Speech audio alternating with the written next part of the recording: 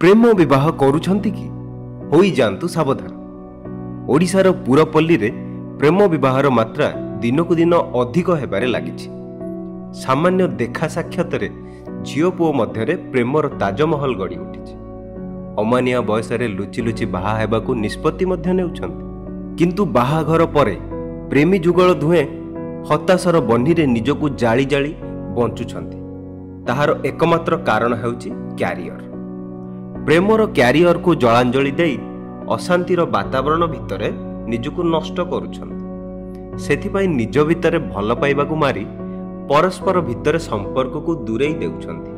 ଏମିତିକି ଆତ୍ମହତ୍ୟାର ବାଟକୁ ବାଛି ନେଉଛନ୍ତି। ଆମେ ଏଥିପାଇଁ କହିବାକୁ ବାଧ୍ୟ ହେଉଛୁ, ଆଗ କ୍ୟାରିୟର ଗଢ଼ନ୍ତୁ, ତାପରେ ପ୍ରେମ ବିବାହ କରନ୍ତୁ। ଆପଣମାନେ ଦେଖିବେ ସବୁଠାରୁ ସୁନ୍ଦର ଜୀବନ ବିତେଇବା ସହିତ ନିଜ ପ୍ରେମକୁ ଉଜ୍ଜୀବିତ କରିପାରିବେ।